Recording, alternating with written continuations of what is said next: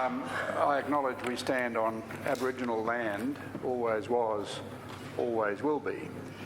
I notice that democracy still seems to be operating in Queensland in the 24 years since I've departed. I'm still a Queenslander and I've been in New South Wales for a while. I see you had an election here recently, and now you're governed by the Fitzgerald governance principles, which Anastasia Palaszczuk says she is committed to. I'll be watching that for the next few years, and as all of you will be watching that as well, to see how the new spirit of Fitzgerald's governance principles are applied in fact. I'm sorry I've had therapy for deep cynicism and scepticism, and although I seem to have recovered from time to time, I seem to fall back into that phase of thinking. So I really want Queensland to go to a new plane now of community involvement and merit assessment, a genuine merit assessment of all the things that should be done by government in the development of policy. In New South Wales, where I've been reporting for the last 24 years, there's been a great catharsis for the public there, which is still playing out. A great jurisdictional challenge for the people of New South. A great jurisdictional challenge for the people of New South Wales through the actions of the Independent Commission Against Corruption. Not only the Australian Labor Party has been exposed as endemically corrupt, but the same forces of influence, of vested interest influence, seem to affect the Liberal Party as well. It's come to a head, and there's great attempts to, within New South Wales, to smother the Independent Commission Against Corruption with a soft cushion. There are challenges to the High Court now in play, and we don't know what's going to happen. Significantly, both Fitzgerald and David Ip QC, who was one of the most recent Independent Commission Against Corruption commissioners, they both indicate that corruption doesn't stop at the border of Queensland and New South Wales; it goes elsewhere. So there's a great deal of focus on the anti-corruption elements that are moving in New South Wales, which arguably has been more corrupt than Queensland. Queensland got lucky in the 80s, as you know, and you've had a degree of corruption resistance operating here. But an aware public that can get around the Courier Mail is very important. One of the reasons I support the ABC, and as Ross points out, a public broadcasting system, and I'm going to talk about SBS as well here in this context. One of the reasons I support the ABC so much was I saw the malign influence and the lack of diversity, the monopoly, in fact, of News Corporation. And I've been speaking up publicly about News Corporation in recent times with full justification about it. Its distorting influence and its dogmatic simplicities, distorting the political engagement, and it's intellectually dishonest, and it pushes barrows, and it doesn't do what journalists are meant to do, and that is to come to conclusions after an objective assessment of all the facts before you, which is a real challenge for journalism. I've said publicly that Rupert Murdoch is a disgrace to journalism. Just look at the phone hacking scandal in the United Kingdom. The intimidation of politicians. They're so frightened that they wouldn't stand up to them. To see politicians say, "Oh, we can't do that because of the power of Murdoch in Australia," it's really pathetic to see.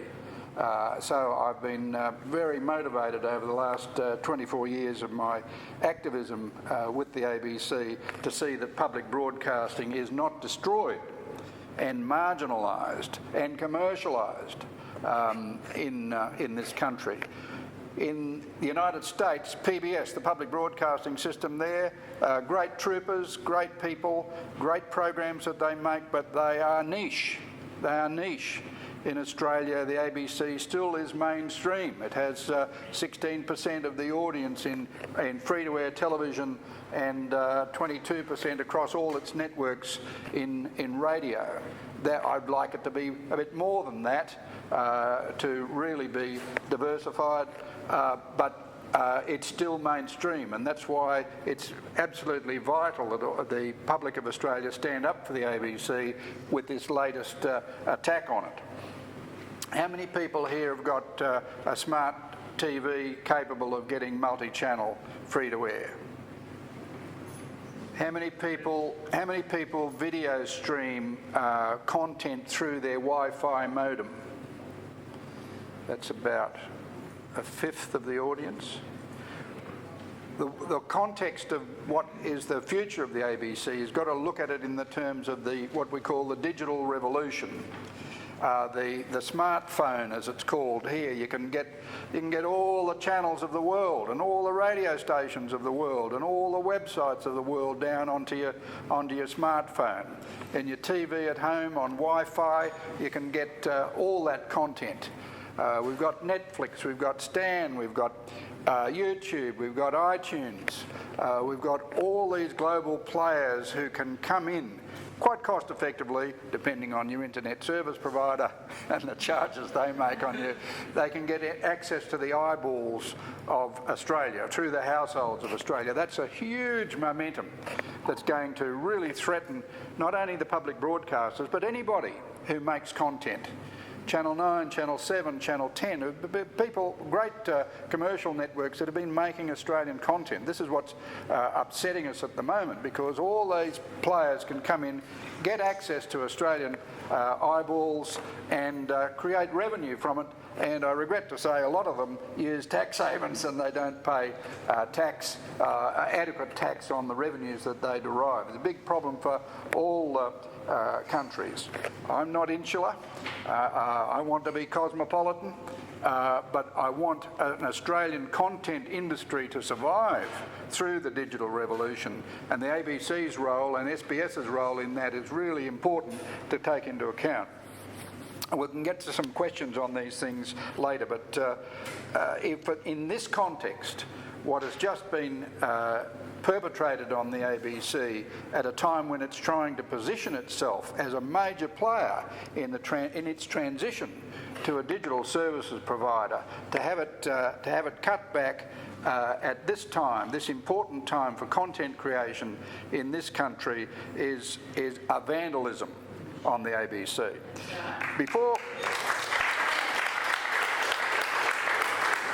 I get to that, and Ross quite rightly mentioned the Australia network, this was a real tragedy for Australia and the peoples of the region. There are about 3.3 billion mobile phones in the Asia-Pacific region. All the Pacific Islands, Indonesia, Philippines, Cambodia, Vietnam, China, India, 3.3 billion mobile phones, and a lot of those mobile phones increasingly are capable of taking text and video and audio material, and the ABC has been providing through Australian Network, which is a DFAT contract. I wish it wasn't a DFAT contract, but it was a DFAT contract to provide ethical content. A lot of people in the region learned English from the ABC services. The ABC, as a consequence of the termination of the Australian Network contract, which was only about $22 million a year, they've rendered Radio Australia to a rip and read service. All the multilingual programs that made us so important to all people in the region in the most remote areas, which didn't have access to mobile phones, so important to engagement with the region, people looking at Australia as a robust liberal democracy. Of course they saw about some of the grubbiest things that went on in domestic politics. They saw us clash of ideas, and they saw political debate going on in this country, as the BBC does with its broadcasting of UK politics, which can be just as willing as our version. They saw a liberal democracy in play, and it was very influential for all the right reasons to build goodwill between people. It exposes human rights abuses in the area. I only wish we were doing more in Aceh, in other areas. We're in great contention now over Chan and Sukumaran in Bali, which is going to be a great test of the sensibilities and humanity of Australians and goodwill and influence within the Indonesian population. But we've given away, and Ross rightly pointed out, the vacuum that we've created is now being filled by China, which have been run by the Politburo in Beijing, and looking at Chinese influence. So this is a liberal democracy. I've attacked Julie Bishop. I found myself doing this because she's been great, don't get me wrong, Julie Bishop's been great on the MH17 disaster and taking on Vladimir Putin. She did some tremendous diplomatic work. I'm not a zealot, I'm not biased. I acknowledge she's done some great work there. She's done all she can, I'm sure, for the Australian public concerned about these two men facing execution in Indonesia. But she's really she's really upset everybody with what she'd done with the Australia by unilaterally terminating the Australian network contract. She said in Chatham House in 2014 that this is a quote trying to substantiate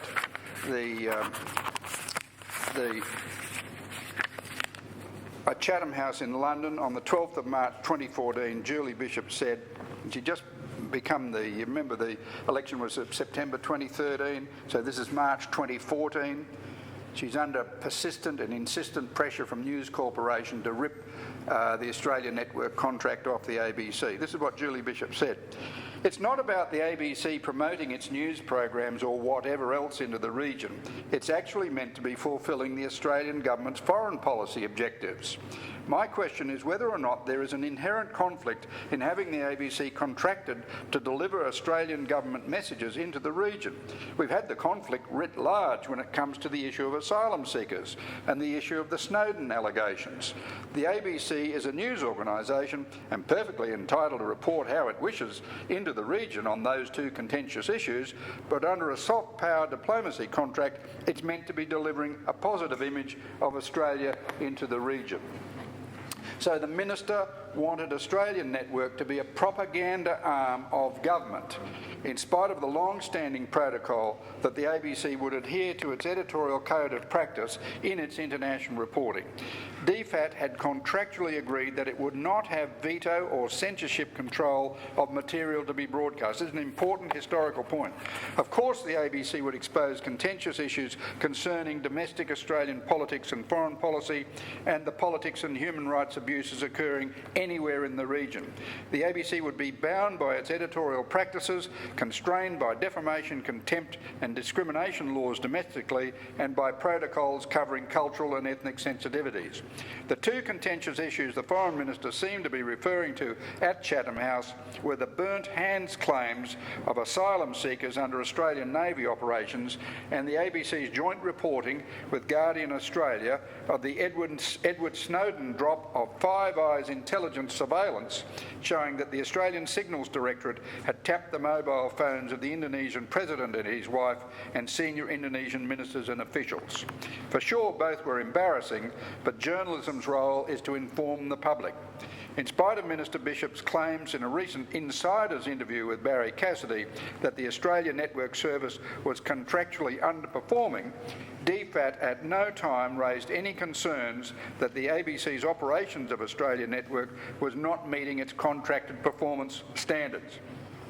On this factual basis, the public is entitled to ask the Minister for Foreign Affairs to table or release DFAT's advice on termination of the contract. my informants have told me that DFAT, which was under pressure for whole of government deficit reduction, seized on the minister's views and happily clawed back the $22 million to save within its department, and in such a way the national interest has been vandalised. I'm very pleased that what I'm saying to you here has been published by the Australian Institute of International Affairs. They asked me to talk at their Sydney chapter earlier this month, and it's now been republished. All the things that I've just told you about Australia Network been republished by John Menadue on his Pearls and Irritation site. You remember Menadue? He's a former chief executive of News Corporation, and he's a former head of the Department of Prime Minister and Cabinet. John has helped to validate and vindicate me in my attack on Rupert Murdoch when he said 2 months after the change of government that Menadue wrote in an article, Murdoch and Abbott versus the ABC, on the 19th of December 2013, Tony Abbott has a debt to repay to Rupert Murdoch for the extremely biased support he received in the last election. With the help of Senator Cory Bernardi, Tony Abbott is now following the Murdoch media line in attacking the ABC. He is also following in the steps of the Howard government that attempted unsuccessfully to bring the ABC to heel. During the Howard government, Minister Richard Alston and Senator Santo Santoro led a concerted campaign against the ABC to force political compliance. In all this effort over all this culture wars, as they call it, over the last 20 years or so, the great thing has been that the public has been there for the ABC. And I've been challenging all the critics, Keith Windschuttle, Maurice Newman, all the Institute of Public Affairs, Gerard Henderson, everybody else, including News Corporation. If you want to abolish the ABC, say so. If you want to abolish it, say so. And then let's have a debate about the future and survival of public broadcasting in this country, because they will find that the public of Australia want the ABC, and they also want the SBS. SBS, they're going to try to put double the primetime advertising on SBS television. Malcolm's got a bill going to the Senate shortly. They want to double the primetime. They want to turn SBS into Australia's fourth commercial television channel by stealth. They have no mandate from the public to do this, but that's what's on offer at the moment. Why is SBS important? And I don't want SBS joined with the ABC because SBS was created in 1979 because the ABC was deficient in its coverage and servicing of non-English speaking background people. At the moment, both political parties, major political parties, not the Greens are a significant player now, with some other perversions like PUP, but the SBS is important because Australia is going to have a big population. Both major parties support the high migration rate here. SBS is absolutely vital as a part of a sense of cohesion and inclusion for every newcomer. So that they get multilingual radio services and they get foreign language television programs that make them feel included. They may not know who Don Bradman is, but if they hear programs broadcast in Australia of the languages from their originating country, they feel included. And if ever there was an investment in counter-terrorism, I don't know what is. That's a very cost-effective investment in counter-terrorism.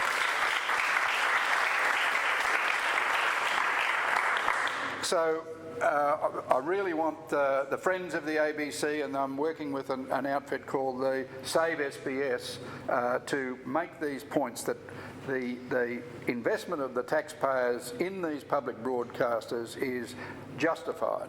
It's justified because, more than anything else, of a diversity of voices and a code of practice in the ABC that requires ethical journalism.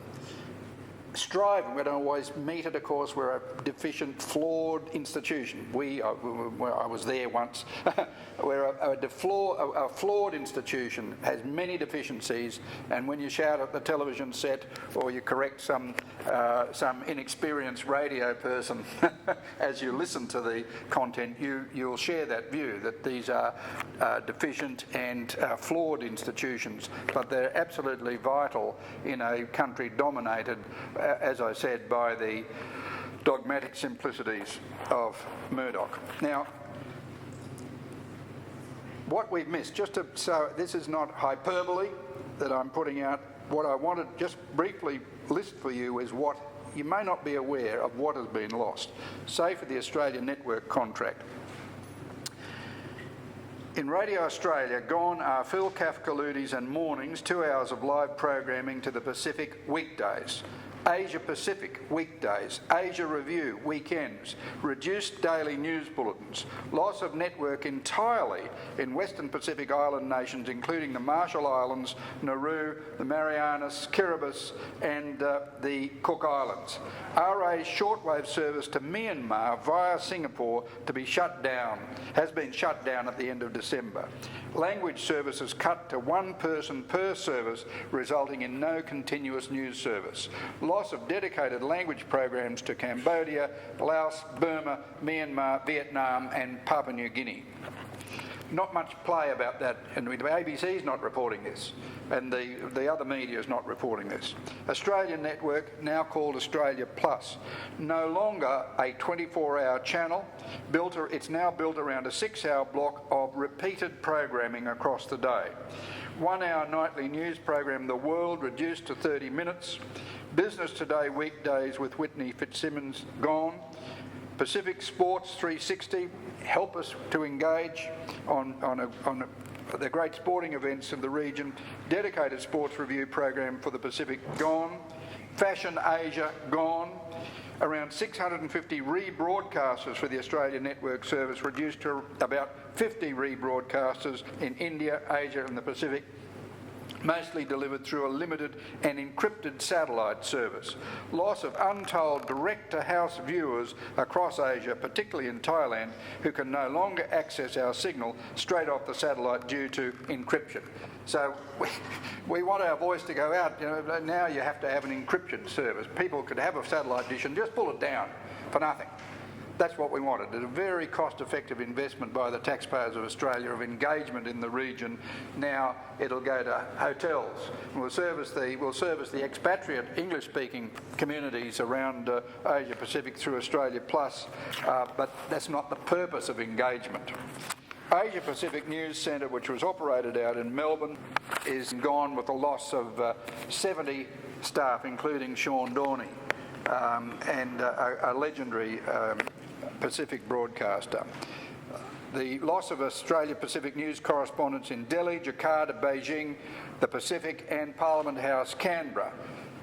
Total journalists and production staff made redundant as a result of the termination of the ABC DFAT contract 73. Foreign correspondent used to run every Tuesday night for the bulk of the year. It's reduced to 22 30-minute episodes starting in mid-April.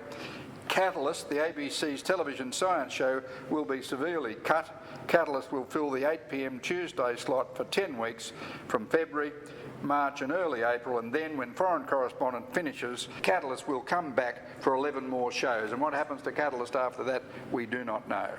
We hope it survives. ABC International Bureau. This is what made the ABC so distinctive, as separate from SBS, which has got its obligations and its followings, as the ABC's international correspondents. If you could get one of these jobs, you're made as a journalist. It's something that's really inspired journalists in their careers, to women and men, to go for these foreign correspondent jobs, because it's life-changing to come from Australia, to go to Washington or New Delhi or Beijing or South America or New Zealand or anywhere else, Jakarta, to be able to report and come back, made very powerful journalists, very strong journalists as a consequence of that. London is going to be reduced to a hub so that they can get syndicated material, not original material, syndicated material. Very skilled people, they put packages together, but they won't necessarily be going out. Some will. Moscow, the bureau in Moscow, with all that we need to know about Putin, the Moscow bureau officially closed more than a year ago.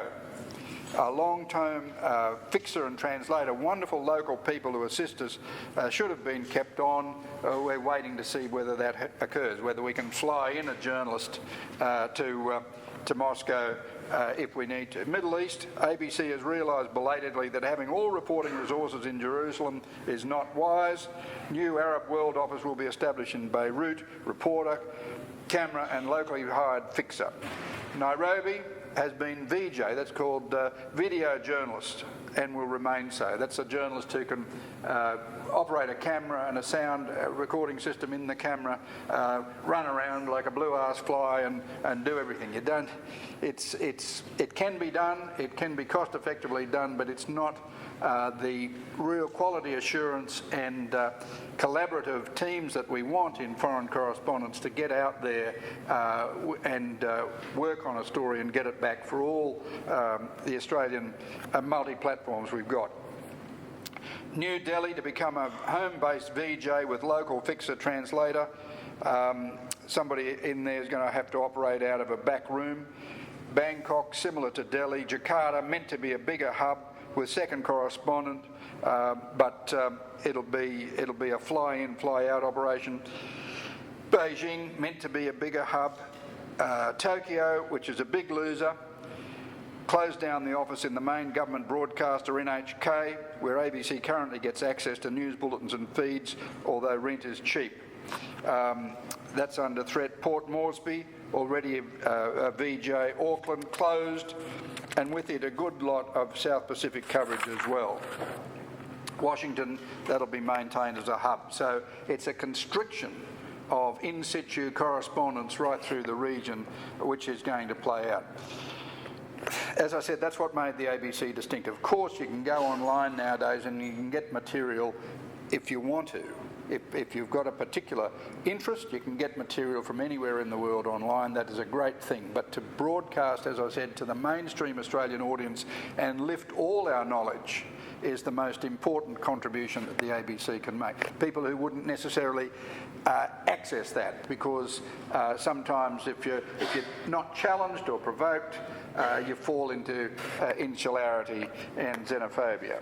Radio National, it's undergoing a great deal of changes. Bush Telegraph has been cut by design, and RN First Bite to go. The religion unit is to lose 4 producers. This is at a time when the impact on religion and its format coverage on the ABC is a particular distressing concern. There's been an open letter to the chairman, James Spiegelman, from 30 of Australia's religious leaders covering the Christian, Muslim, Jewish and Hindu communities. Signatories include Melbourne's Anglican Archbishop Dr Philip Freer, the Grand Mufti of Australia Dr Ibrahim Abu Muhammad, the Uniting Church's President of the National Assembly, Professor Andrew Dutney, plus leaders of multiple Christian denominations, Jewish and Hindu organisations. This open letter said, "We write to you because we believe that the ABC has a particularly important role in presenting religion both in its own right and as an integral part of modern Australia, thanks to the high-quality specialist religion programming provided by both television and radio. We believe the faith and values we hold will always occupy a central part in the formation of our Australian national identity. Further, an understanding of religion plays a crucial part in grasping today's ever more complex social and political developments both in Australia and internationally. It has never been more important for Australians to have access to content that builds a deeper understanding of the role of faith in the lives of individuals or society, as demonstrated in last month's G20 Interfaith Summit." So I could go on with other changes. The loss of live broadcast on Classic FM.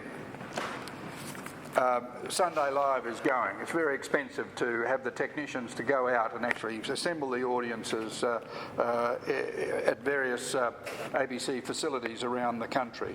The loss of the state-based Friday 7:30 shows in New South Wales, Queensland, Victoria, Tasmania, South Australia, Western Australia, the ACT and the Northern Territory. The big mistake by the ABC. It was 1 day a week, it was cost effective, and it was a bridge to localism in current affairs, not news, current affairs, which required analysis and investigation. I think the ABC will have to revisit this in the future. The business, Tikki Fullerton's late night business and market review program, where she got stuck into the corporate executives about their performances. She is a very good journalist, and if you watch the business, you could see the objectivity of Tikki in operation. Lateline.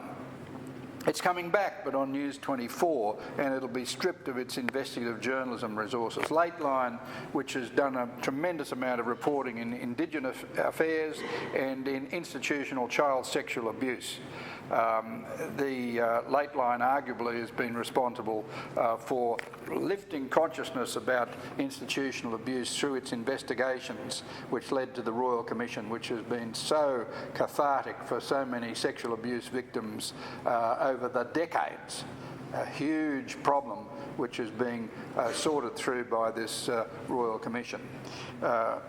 What Lateline will do, will have an interview element, I'm sure, but I'm very fearful that it'll lose all its investigative field reporting capacity. So overall, the other important thing to mention is that television production outside news and current affairs, in-house programming, which had been cut back. Queensland's got none, Tasmania's got none, South Australia and a little bit of Western Australia were still capable of producing programs. South Australia did that Molly Meldrum one that was just recently aired. That's gone. They are outsourcing everything to the television production commercial sector, which, as I said, I support any content creator. But when programs are commissioned on a business plan of running them on the ABC and then flogging them to Foxtel or other players, it changes the nature of the commissioning, if you see what I mean. It says, oh, is this bankable? Is this bankable? Can we flog this to others because it can help us aggregate audience, rather than making a program because it's a good program, it's a good idea, not necessarily predicated on the number of eyeballs it will get. Hopefully we'll get some eyeballs out of it, but the point at issue is the manner of it commissioning a good idea, because it is a good idea, and sometimes you take risks for that. The ABC's given away its creative independence with this outsourcing.